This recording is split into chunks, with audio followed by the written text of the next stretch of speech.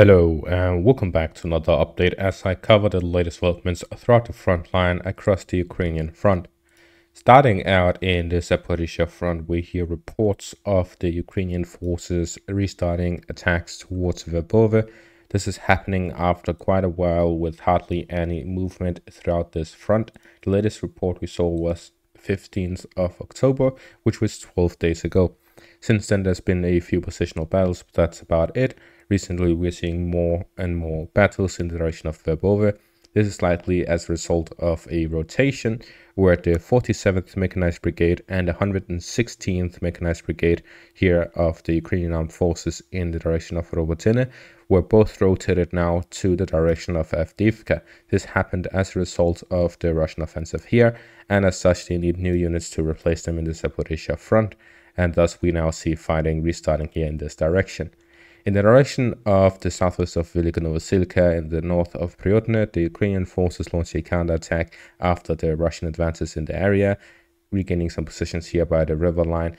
It seems that the Russian forces have an intention of moving westwards by the river line, try to cut off and push the Ukrainian forces back, creating a front line with the river line as a flank here to the north of Priyotne, ensuring a defensible position for the village.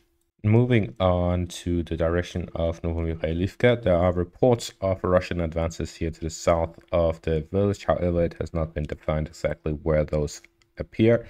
The Russian forces continue small operations here to the south of the village, which allows them to advance bit by bit using Ukrainian tactics as a result of the Ukrainian offensive. The Ukrainians started out with massive armored assaults, building up and concentrating forces, then launching an attack. After a couple of weeks, they switched to a more infantry-based tactic where they essentially have these armored vehicles as transporters and using them to advance the infantry. Then the infantry move through the forest fields to try and get rid of the minefields as well as move undetected. It seems that the Ukrainians are then using exactly the same tactic the Russians were, so it is essentially a reversal of the situation. Now we'll have to see if the Russians are able to adapt further, allowing them to create some new strategies that allow them to push beyond the Ukrainian defenses, or if they'll suffer the same consequences as the Ukrainian offensive throughout the summer. Moving on to the Avdiivka area, we see here that the Russian forces have restarted their offensive operations with a lot more strength. As we see, they have managed to advance in the west of Vodiane, to the northeast of Vodiane, north of Opytne, south of Avdiivka, and to the north of Avdiivka towards the coke plant. So starting out to the west of Vodiane, they have managed to advance a bit further within the village of Pervomaiske. As we see here in the northern parts, the Russian forces continue their offensive operations, while the Ukrainian forces try to push here in the southern parts. So what we're seeing is that the Russian forces are looking to capture the river line here to the north, separating the village of Pervomaiske and Netailove with the Russian forces in the north, after which they can start launching operations here in the south. What we're seeing is that the Ukrainian forces are looking to hold their positions here ahead of Donetsk, while the Russian forces are trying to flank their positions. The current situation allows the Russian forces to essentially have direct fire control over any passing through the southern parts over the river line, which in turn means that they're able to prevent reinforcements from the southern parts. But then we have the bridge here to the west of Pervomaiske and the fields here to the north, which still allows massive reinforcements and supplies to go in and out of Avdiivka. So the current situation is just a limited cut-off of supplies here to the south, and of which these roads are way too far from the Russian positions to be detected properly and you make of use for the Russian forces. There is, of course, artillery range that reaches this far. However, there is difficulty actually detecting units unless they use their drones. And with the current weather conditions, which you can see here, neither side can really use drones very effectively, as the rain disrupts the use of the drones, and it also limits the use of the Air Force, especially on cloudy days, as there will be bad visibility from the planes as well. So in these coming days where there's a lot of rain, we'll see a limited use of the Air Force and drones. We'll also see a slow advance, if there is any, as neither force will be able to largely use their armored vehicles. Instead, we'll mostly see infantry-based assaults. However, in the direction of Vodiane, for example, in Prvomaiske, there can be much more advances seen, as we see here that there is roads, paved roads that they can use instead of the muddy fields, and as such, armored vehicles are still usable. This would also mean that the concentration of forces will most likely be positioned around these villages. As for the Avdiivka area, we see here that the Russian forces managed to advance further here to the east of Vodiane and north of Opytne, where they've managed to negate all of the Ukrainian gains prior to this Russian offensive in the direction. They managed to capture the mine here to the northeast of Vodiane and further positions north of Opytne. With this, we see that there is further operations in the direction of the west of Avdiivka and to the north-south of Severne, as we see here that the Russian forces continue their operations in the southwest of Avdiivka, trying to continue the operation of cutting off Avdiivka from its supplies, similar to Bakhmut. Pretty much everything reminds of Bakhmut, except for a very limited of action within the city itself of Avdiivka. The Russian forces are currently fighting over the flanks, which is actually something that was reported on during the Battle of Bakhmut, but it is wrong to compare the two completely, because the current situation around Avdiivka and the one prior to the 2nd of October, where the first reports of fighting here in Avdiivka started, is that the Russian forces prior to this offensive had many positions already across the center of the front. If we consider this to be the center where it's 50-50 controlled, the Russian forces already had positions in Vodiane and Opytne, as well as in Krasnovarivka. This means that they had more than 50% under their control prior to the offensive. This means it was essentially comparable to the Russians having control over the river line here to the east of Bakhmut, with positions in Krasnohora, Beladatne, Berhivka, as well as in the south direction of Klishivka. So essentially it was similar to this, where they were fighting over Klishivka and Bohdyanivka. And that is where we only saw about a month or two before the fall of Bakhmut, but at the same time here we saw that there was a lot of urban fighting itself, and then no closure of the semi-encirclement of the city. So with this, we see that this is still different, although it is similar. So we have to adapt to this new operation as it is. It is a new operation. Something else to notice is that the Russian forces being used here is mainly DPR and Stormset units. There's hardly any official Russian army soldiers.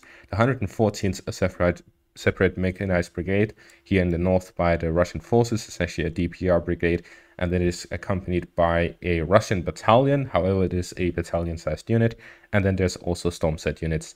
And in the southern parts, it is mainly just Stormset units. So with this, we see that there is Russian prisoners combined with DPR soldiers fighting in the flanks. And these are the ones that are usually used by the Russian forces in these quote-unquote meat advances, where there tend to be lots of losses. It is usually DPR and Stormset units being used. But ever since they were incorporated into the Russian army officially, the DPR units had some elements of Russian forces within them, but these were largely artillery-based, so these are usually on the back line. I'm not saying that these are any lower quality than that of the Russian soldiers, it's just that these tend to be the ones fighting at the front line, so they're actually more experienced with these assaults rather than other Russian units.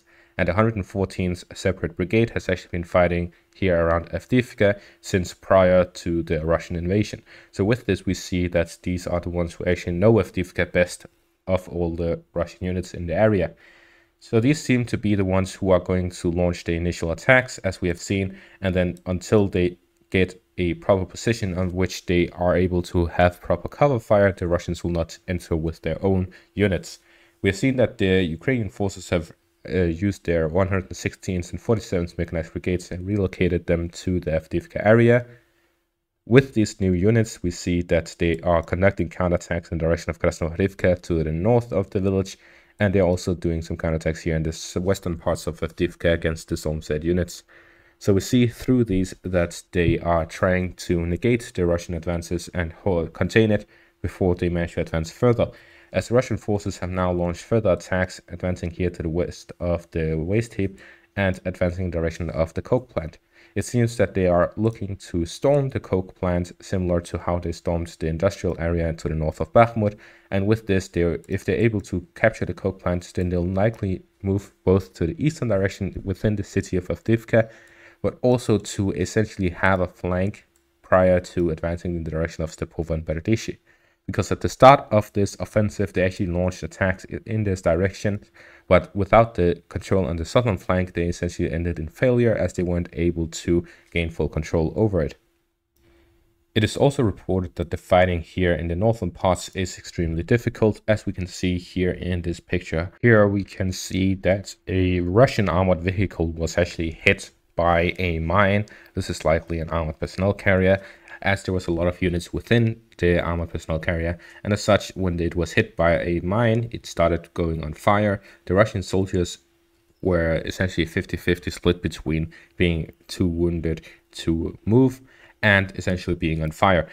So these units tried to get rid of the fire as they were rolling on the ground and trying to take cover, as a Ukrainian tunnel was actually right next to the mine, and of it, multiple Ukrainian soldiers got out and started shooting at them, and a firefight ensued, after which these forces dropped down into foxholes right next to it, where they were started a firefight in the cover of the burning APC and in the cover of the foxholes against the Ukrainian forces in the tunnel.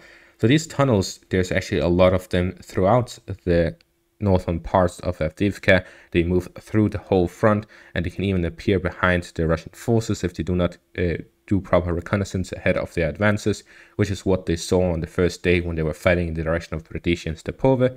Although there was a major advance with hardly any resistance, after that they were essentially ambushed by these tunnels and a combination of the Ukrainian artillery, which was essentially silent until the Russian forces reached Berdishi. So they had an ambush prepared for the Russian forces when they launched an attack, and that is why we see these large losses. But as soon as the first few days of these large losses happened, they significantly cut down on their use of armored vehicles and switched to a type of assault which is similar to that of the Ukrainian forces throughout their summer offensive, where they largely use infantry and only use the armored vehicles as support type vehicles to transport them and cover fire. And that is when they started focusing on their forces here in the southern parts, capturing the waste heap and then moving in the direction of the coke plant, as these are more infantry-based operations. And I believe that once they capture the coke plant, which will take weeks if not months, they will then start to use this location as a base where they can cover fire for the northern parts, and they're able to have direct fire control over the road in and out of Avdiivka. So with this, we see that there is a major operations building, preparing to launch an attack and assault against the coke plant, while they are largely defending on the northern parts to avoid further Ukrainian counterattacks in the northern parts, as we're already seeing by the rotated units on the Ukrainian side arriving to essentially crack down on the Russian offensive. Another reason we aren't seeing any of the Russian new units being used in these offensive operations is because their reorganization has not fully finished yet. They are reorganizing from a brigade type army for small operations, trying to play between the two sides while largely operating independently. Meanwhile, we are seeing that they are relocating and restructuring their army from that until a division-based, larger coordinated army with army groups for working together to launch operations on a larger scale. So what we're currently seeing is that they are largely awarding offensive operations with these units, so that once they are ready and finished restructuring, they're able to launch larger offensives instead of what we're currently seeing. What we're currently seeing is a limited offensive with about 10,000 soldiers being used here by Avdiivka on these offensive operations, while the Ukrainian forces have a similar number relocated to deal with this offensive operation, while the rest of the forces are essentially just there to conduct these positional fightings, to launch and ensure artillery support and other support mechanisms for the fighting forces. We then move on to the northern parts here in the direction of the Kupiansk front, where after a Ukrainian advance, the Russian forces counterattacked here west of the village of Vrylyanske, recreating a buffer zone between the village and the Ukrainian forces. And that is all for this update. Thank you all for watching and have a great day.